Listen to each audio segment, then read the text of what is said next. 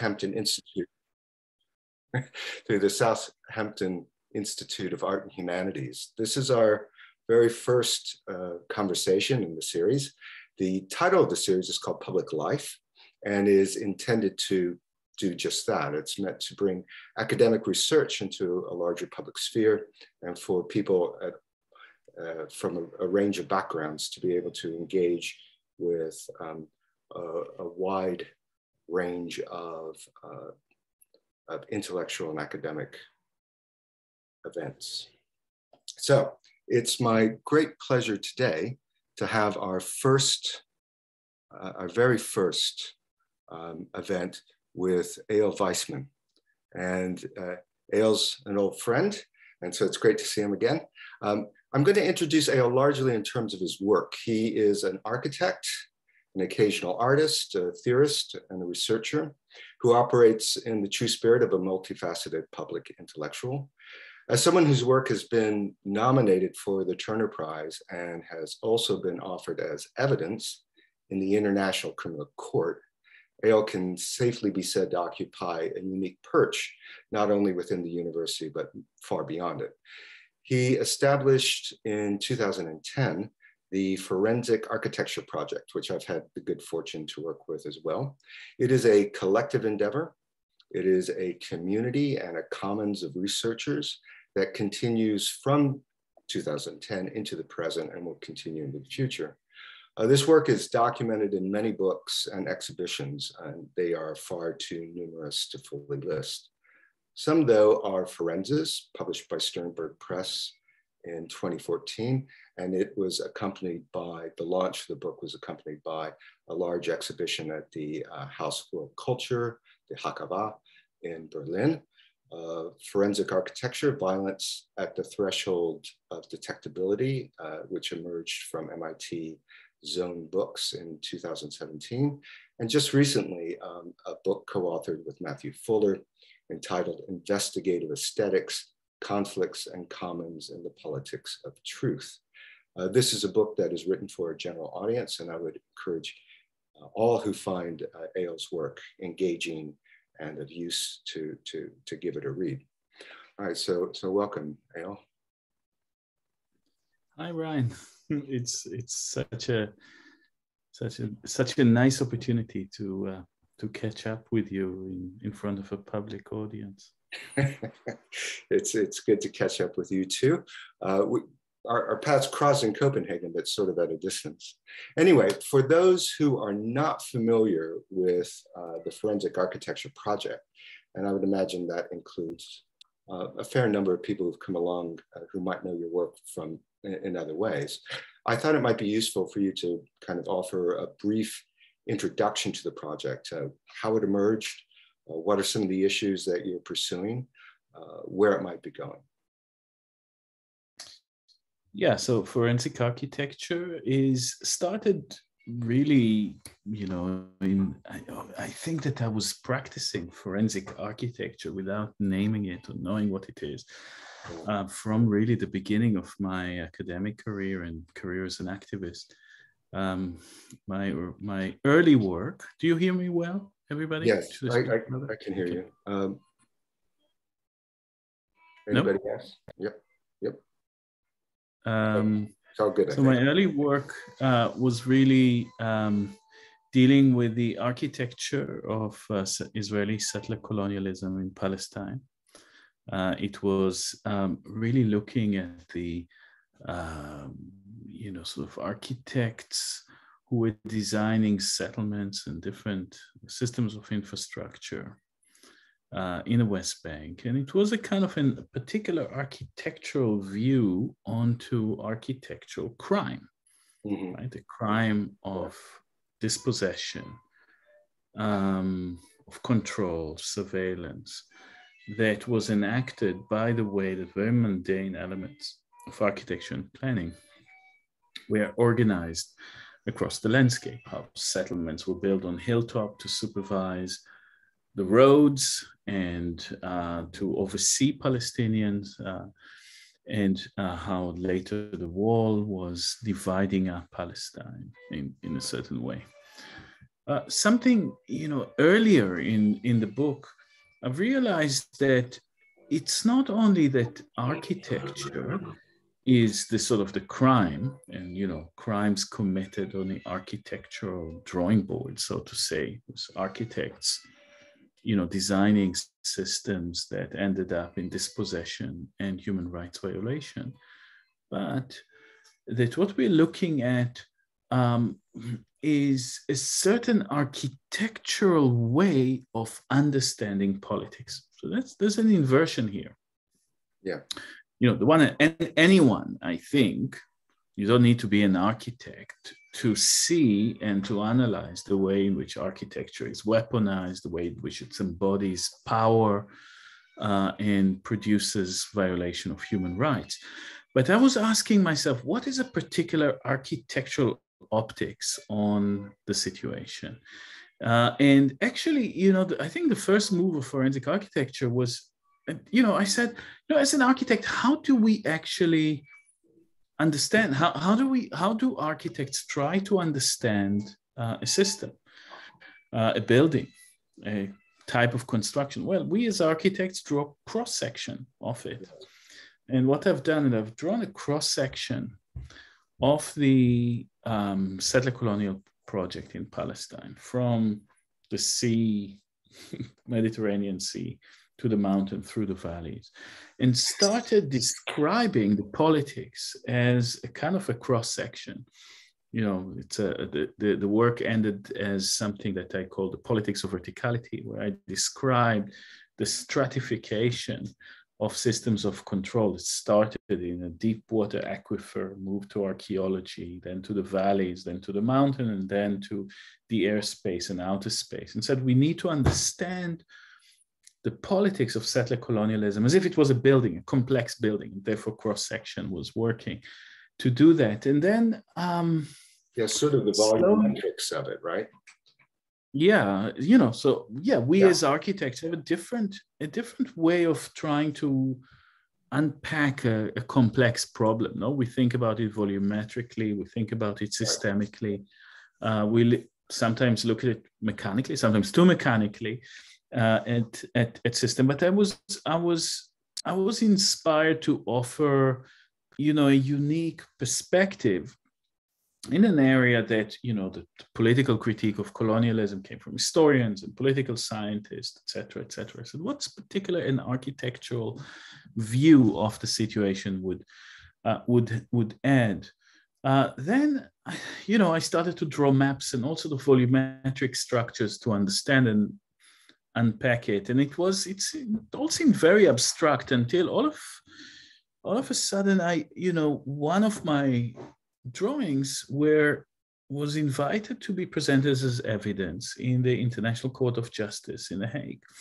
And I was very inspired by understanding the power of the study, right? So, we in academia, we feel safe in our milieu, and we can argue and we can, kind of present sometimes very forcefully our theories, but do we get a punch?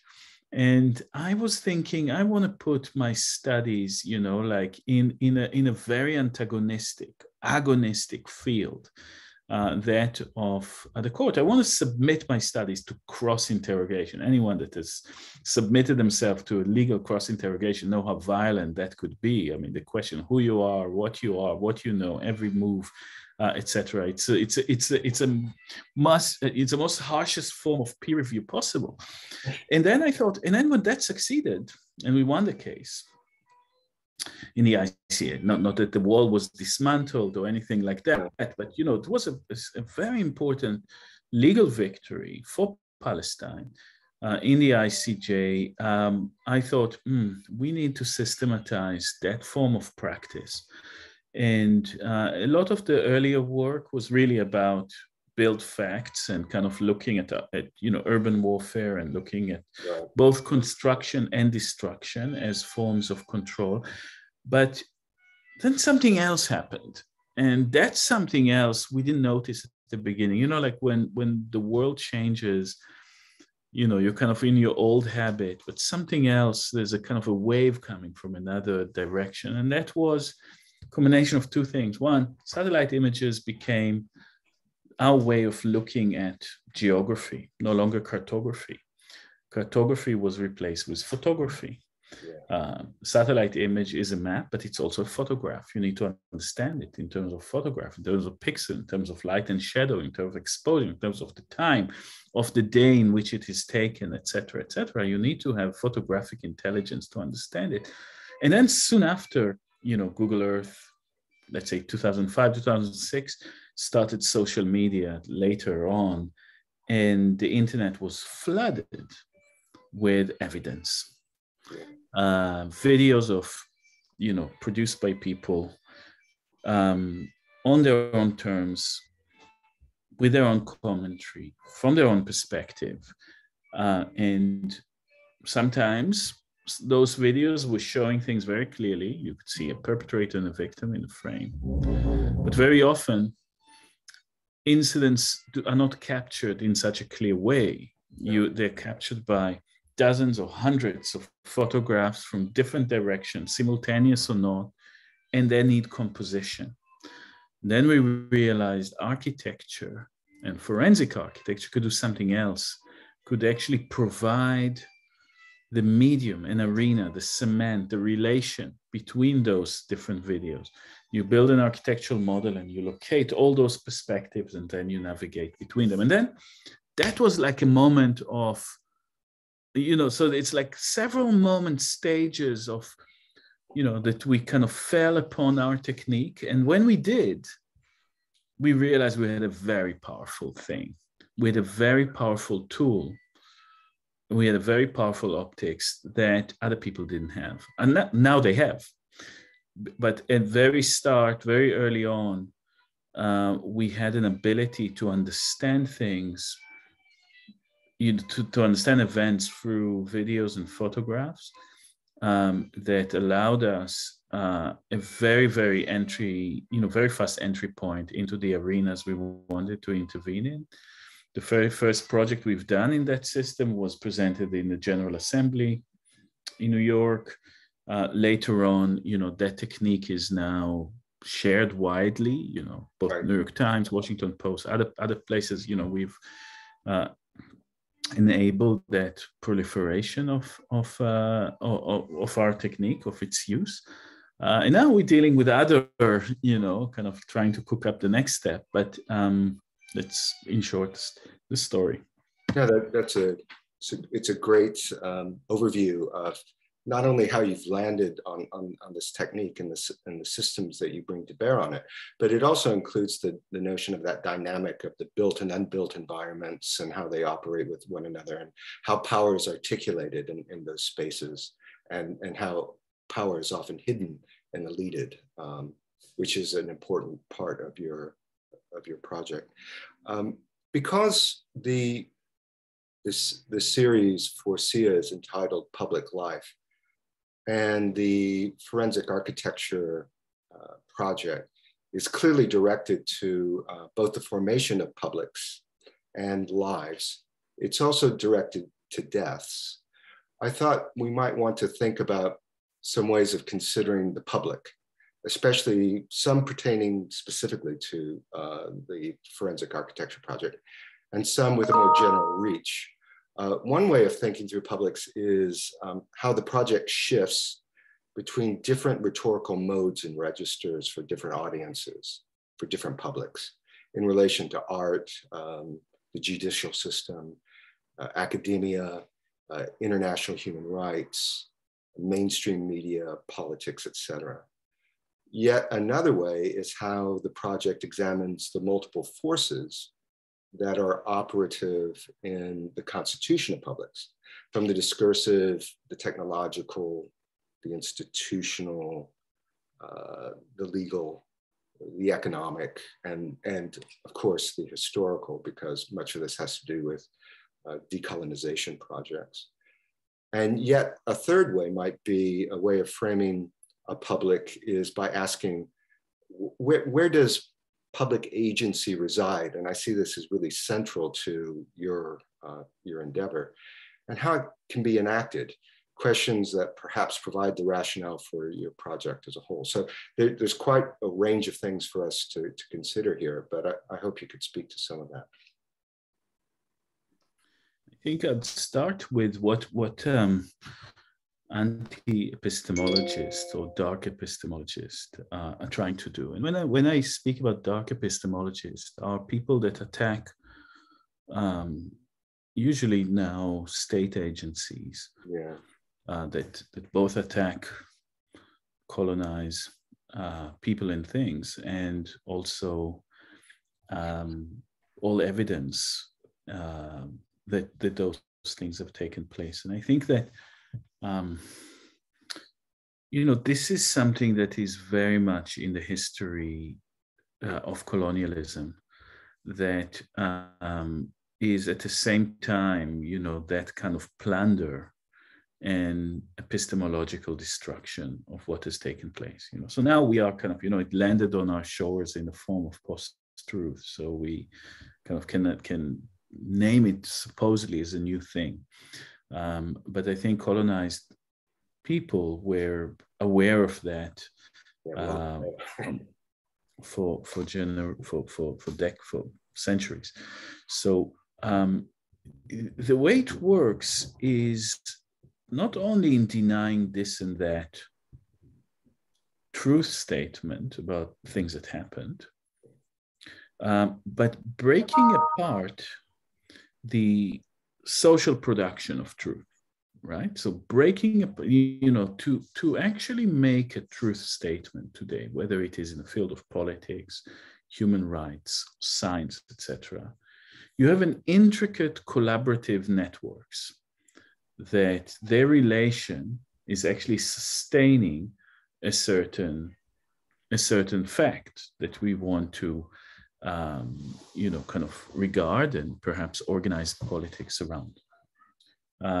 When I'll give you an example again from Israel-Palestine, is that when we work there, the state, which is, allergic to the exposure of its wrongdoing, what it does very often is actually kind of finding, to expose human rights violation in the West Bank require big participatory network that are led, and always at the forefront are the people fighting colonialism, Palestinians at the forefront of that struggle, through a group of NGOs. Those NGOs are mainly Palestinian run, but have also international support in them. They are networked in a particular way with their funders, with their collaborators abroad, and with the experts that contribute into that. That's an incredible, complex, but very fragile network of truth production that is working. That is a kind of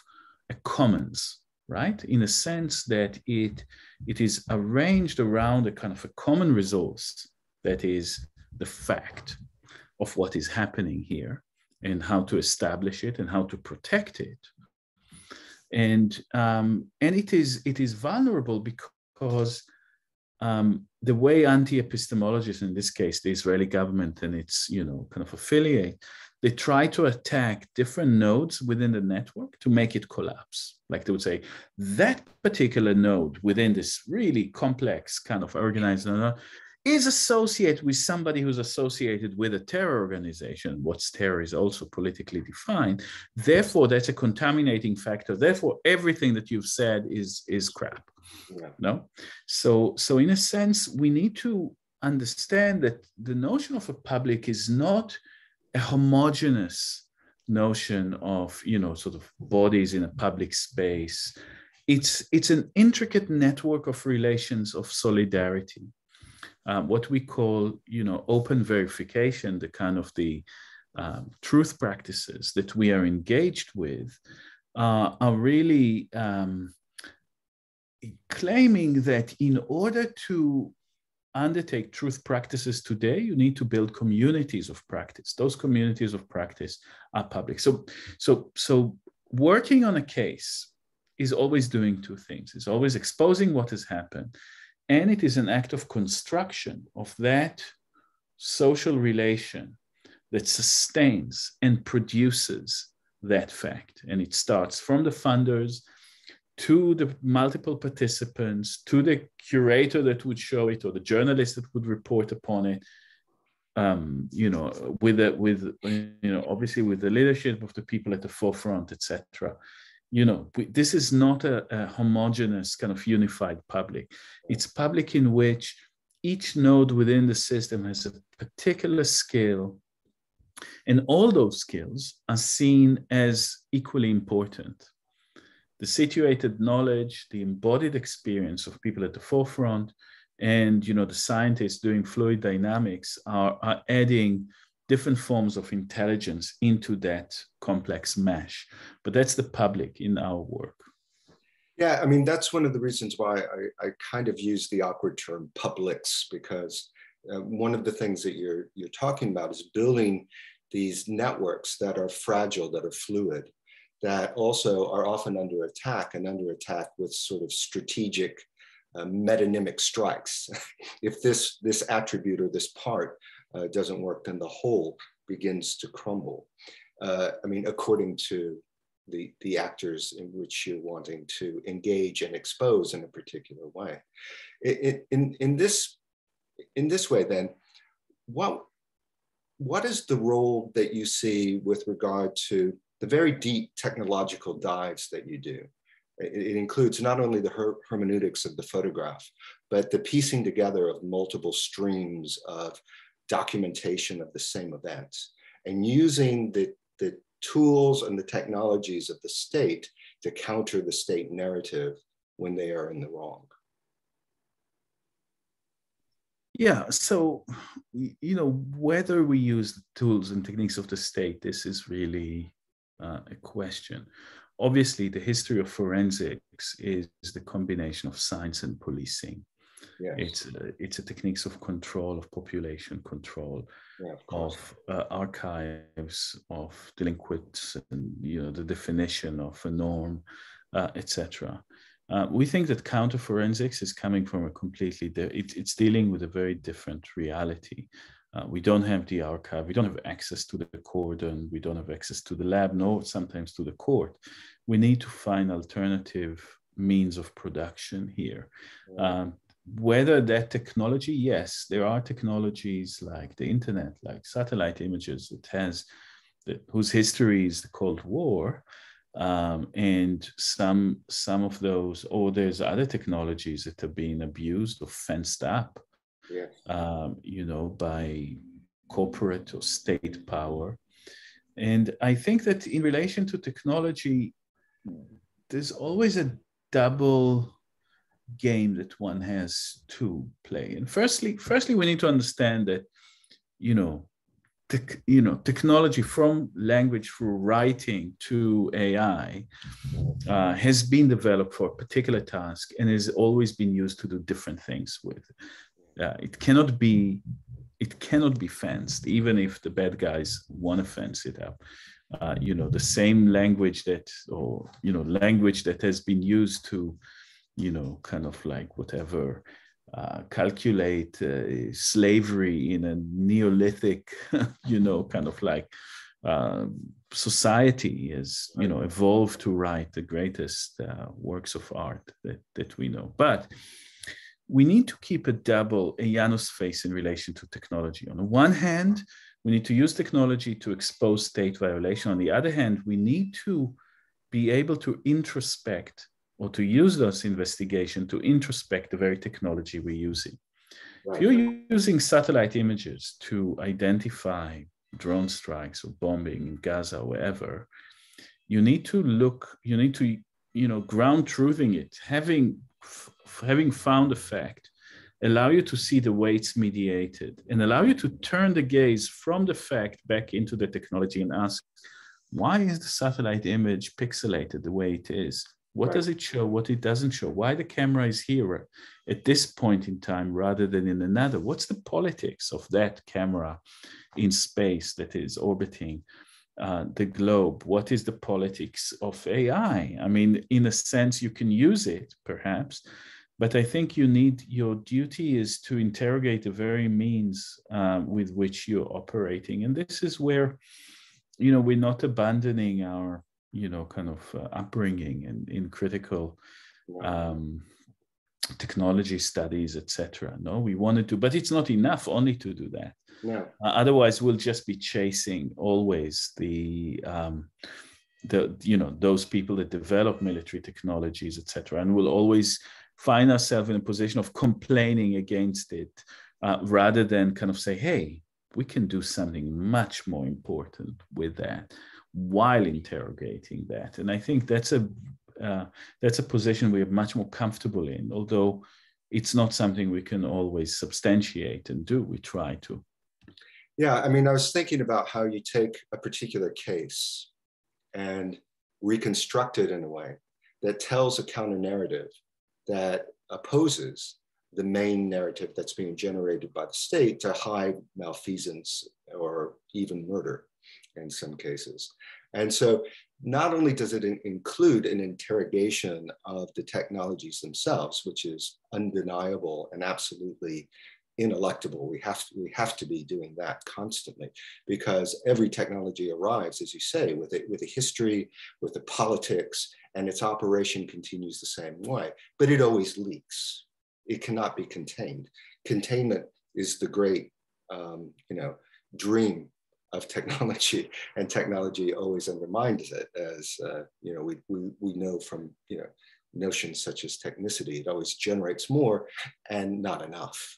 So I was just thinking that something like appears in your long duration of the split second, how the split second becomes a sort of state of exemption for the state that is not attributed to others, and things happen to them in that moment.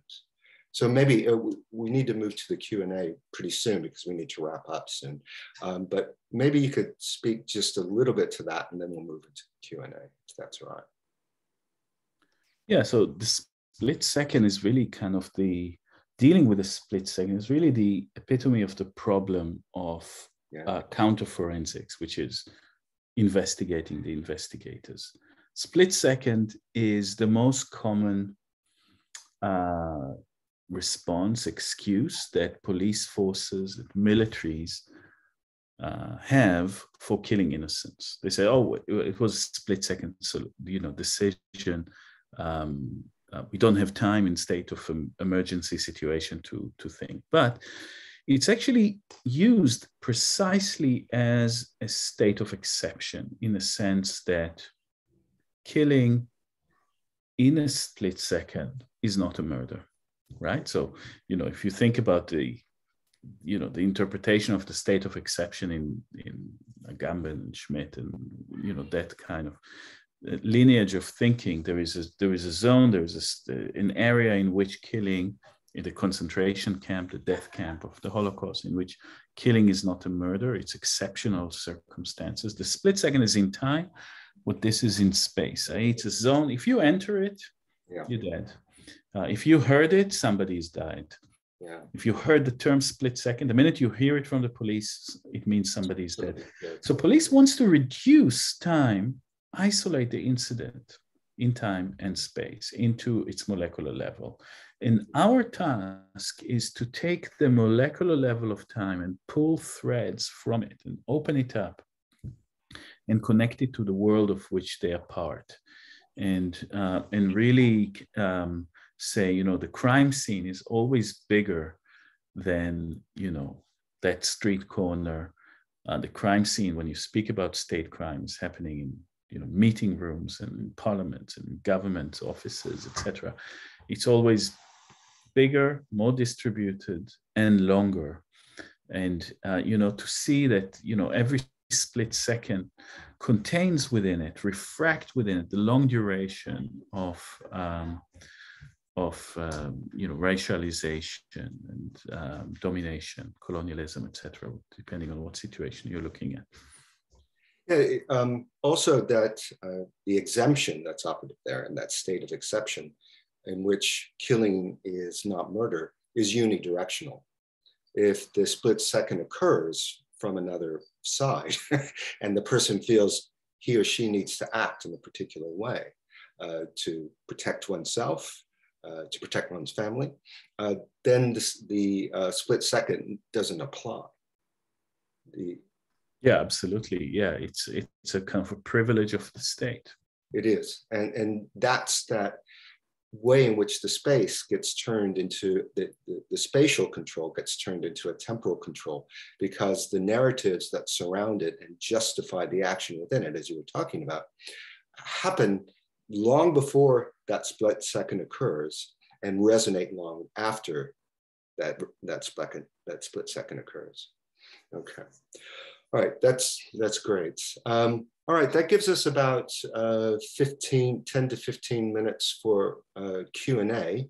We only have one queued up so far, so I'll spring that one on you, Eyal, and then we'll see if others crop up along the way. The one that's come in said, can you tell us how architecture reconciles, it just says with the ongoing pandemic, but I guess how architecture might play a role in engaging with the changing conditions of the pandemic, which is something we've been operating with and clearly is articulated in us meeting through Zoom as opposed to meeting in person. Yeah, we used the pandemic to undertake an investigation that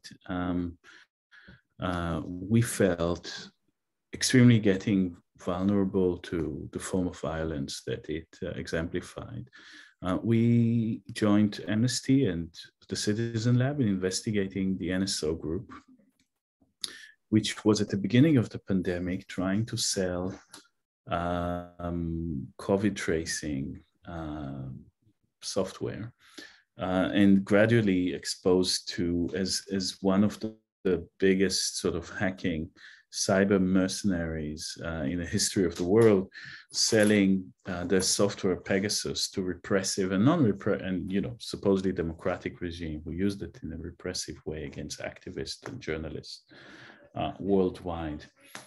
We were interested in the way in which relations are being hacked, not only individuals. How do you hack a set of relations? That's an interesting question for us. I think a lot of the reporting on Pegasus and the NSO was, they hacked that person, and that was fault play, and hack this person, whereas our understanding was that relations are being hacked, meaning what is being hacked is kind of, because they were hacking journalists and human rights report, and we understand human rights work as a matrix of produced through a matrix of relation.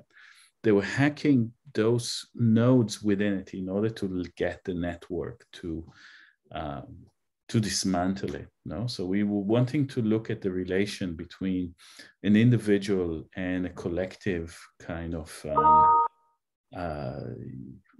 sort of community of practice that was formed to sustain particular truth production. That's really interesting, because it kind of reiterates the old colonial adage of divide and conquer, right? Because it gives a way, provides a means by which people become untethered from networks that allow them to sustain the work that they're doing, and hacking into the relations in that particular way is incredibly pernicious. And as you say, the discourse around it, especially in the media, has been, oh, this particular politician was hacked, or this particular activist was hacked. And it completely obscures and creates a kind of lacunae of the kind of actual destructive capacity that's operative within. That's it. It's a misunderstanding. The whole story was told, I think, lacking its most important component. Those people that were hacked were nodes within complex network. You took them out. They were central to those networks.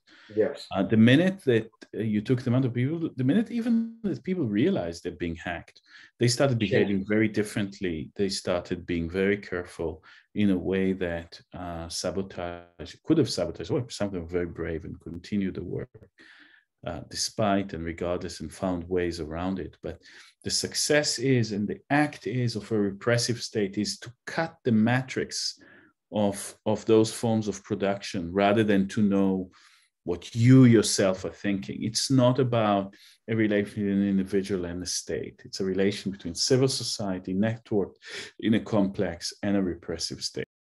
Yeah, I mean, I think that links back to that question about where political agency resides, and plays into the whole notion of the project as being a commons of researchers, and that political agency is always already distributed. But we tend to, particularly in a West that has inherited certain liberal democratic traditions and belief systems, feel that it always devolves to the individual. And that's where we often get flat-footed by the state and other regimes of power that we might wish to resist at a particular moment. Okay, we've got a couple more questions here. One is from Steph Jones, who's one of the major players at the New Institute. She says, could you talk a bit about forensic oceanography, perhaps in relation to forensic architecture? Yeah, I mean, our forensic oceanography, firstly, is it's been renamed. It's called Border Forensics now. It's an organization that is run by two former students of mine, Lorenzo Pezzani and Charles Heller. Both of them, formidable researchers that kind of pioneered this sort of investigation of a violence on sea, in a place that is otherwise, it's kind of like, you would say it's the place that is least conducive to forensics because nothing leaves trace on water. But they found a way to read the water as trace, and to find, to look at the aestheticization of the ocean as something that is full of different kind of signals and forms and registration, and reconstruct things that are extremely complicated to reconstruct, such as shipwrecks. And again, the shipwreck for forensic oceanography is like the split second for forensic architecture. Through the shipwreck, you ask, why is the boat here? Why it encountered that boat? What is the world in which that incident could happen? So it's like our entry point is really from a hyper-specific, hyper-situated position, a way of reading the whole. It's not that we are interested only in depoliticizing situation and reducing them to specific incidents, that the incidents are portals for us. And in forensic oceanography, the ship collisions and shipwrecks are kind of knots in time-space. And those time-space knots are, then need to be disentangled. But certainly in a place like the Mediterranean, which is probably one of the most surveilled sites in all the world, the various confluence there of international law, sovereignty claims by states, the disavowal of sovereignty demands and rules and regulations and reciprocal engagements come and go like crazy. So thinking about the ocean as a site that needs to be read hermeneutically in this way and interpreted in this way makes perfect sense to me. There's another question in the mix here. It's from George Tom. He says, the split second is like a quantum object. It is only relations between everything it has encountered. And he said that he's reading Bratton's The Stack, which is Ben's an old friend of both of ours, on software and sovereignty. And he talks about the architecture of the world, Stack being like a computer. I wonder your thoughts on this. Well, I mean, I like, I don't know that I can give a sort of like off the cuff my opinion on the stack. I mean, it's an extremely important concept, I think, that kind of allow us to understand multidimensionality.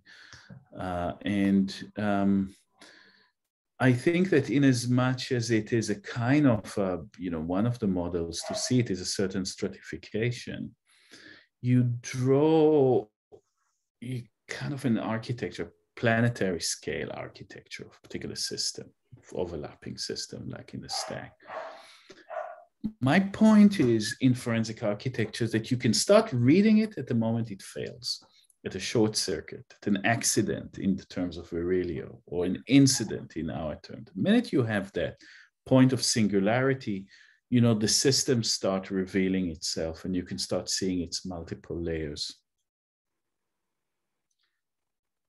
We've got one more here because I know time is of the essence here. It says, I was really interested in how you described this opening up and pulling apart of forcibly compressed and constructed split second. Thinking here, I suppose, of how many of the forensic architecture shows seem to send the viewer, reader, up, down, and across walls between distributed panels and screens, following lines, zooming into details, mobilizing them into something maybe mimetic of the impulse beneath the work. So she wonders if you would like to say anything about how the mission shapes the exhibition strategies.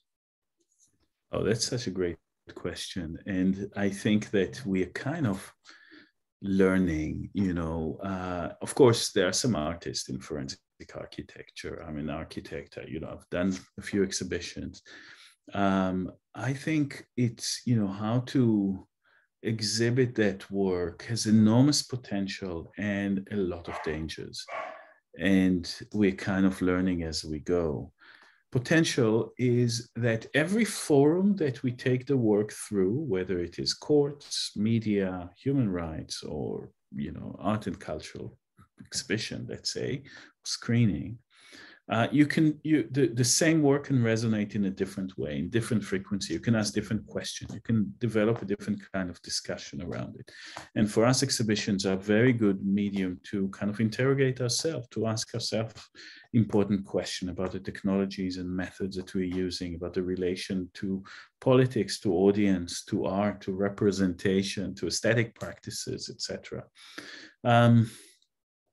There's something, you know, you enter a medium that is very conditioned by abuse, exhibition space. And we just, you know, we start to understand it. It's not like we don't understand it, but we kind of like, we understand it more and more as we walk through that medium. You know, it's been abused. It's been abused by the market. It's been abused by certain spectacularization. It's been abused by very insincere work. It's a very, you know, it's a medium with a history that is very uneven. And whatever you put within it resonate within that history. If we put something in a museum, you would think of it very much as, you know, when you would walk through this exhibition, you would think of it as in relation to what you've seen on those very walls the last time you walked through the Tate or through the Whitney or through wherever it is that you've walked through. And it's haunted.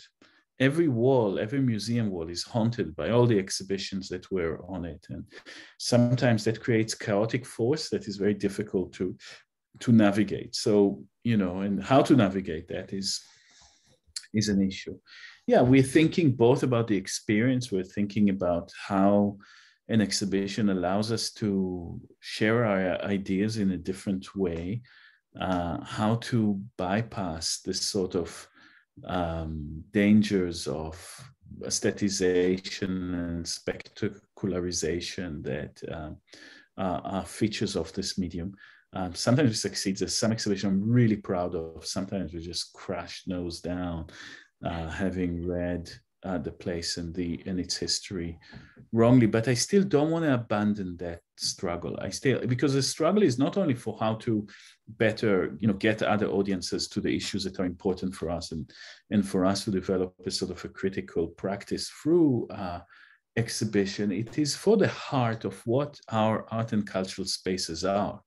What can we do with aesthetic practices? What kind of agency can we actually take that, you know, reclaim back the museum as a site of political action?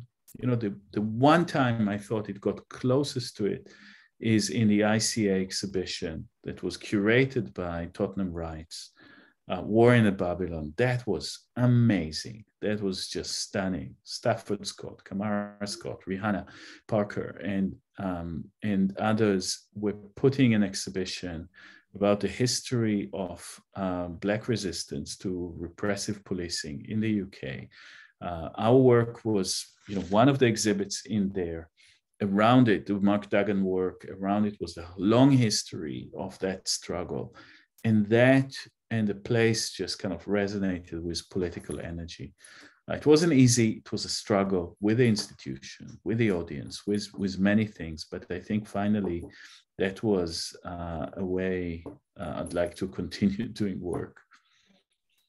That's great. I mean, the struggle to push back against the imprimatur of the institution, whether it's the gallery space or the academy, always entails that double bind of the critique simultaneously enacts a critique of that logos, but reinscribes the power of that logos. So we're always kind of caught in that trap. Anyway, Eyal, I know you have to run.